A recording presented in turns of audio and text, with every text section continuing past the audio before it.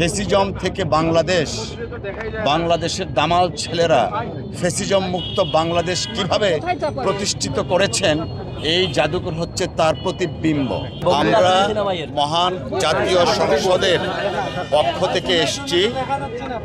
মহান জাতীয় সংসদের মাননীয় স্পিকার, মহান স্বাধীনতার অন্যতম বীর সেনানী মেজর অবসরপ্রাপ্ত হাফিজউদ্দিন বীর বিক্রম সাহেবের নেতৃত্বে আমরা প্রথমেই জুলাই আগস্ট সহ ফ্যাসিজম বিরোধী আন্দোলনে যারা শহীদ হয়েছিলেন, গুম হয়েছিলেন, তাদের স্মৃতির প্রতি শ্রদ্ধা জানাচ্ছি, পরিবারের প্রতি সমবেদনা জানাচ্ছি।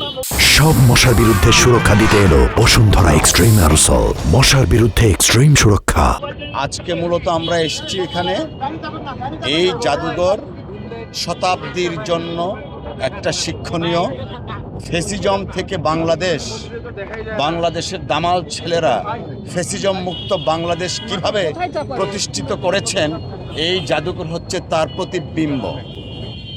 জাদুঘরের কার্যক্রম এবং কবে নাগাদ সেটা উন্মুক্ত করা হবে সাধারণ জনগণের জন্য, সেই দিকটা বিবেচনা করার জন্য এবং সেই দিকটা সরজমিনে প্রদক্ষিণ করার জন্য মাননীয় স্পিকার মহোদয়ের নেতৃত্বে আমরা এসেছি।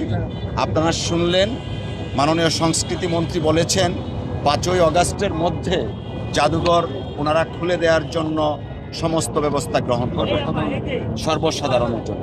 আমরা প্রত্যাশা করছি যে মহান জুলাই আগস্টের মাধ্যমে বাংলাদেশে নতুন গণতন্ত্র পুনঃপ্রতিষ্ঠিত হয়েছে, সেই গণতন্ত্রের ধারাবাহিকতা অব্যাহত রাখার জন্য এবং জুলাই আগস্টের বীর শহীদদের স্মৃতির প্রতি শ্রদ্ধা জানানো এবং ফ্যাসিজম বিরোধী আন্দোলনকে উজ্জীবিত রাখা সহ সেই থেকে আগামী নতুন প্রজন্মের শিক্ষণীয় বিষয় হচ্ছে এই মহান জাদুঘর।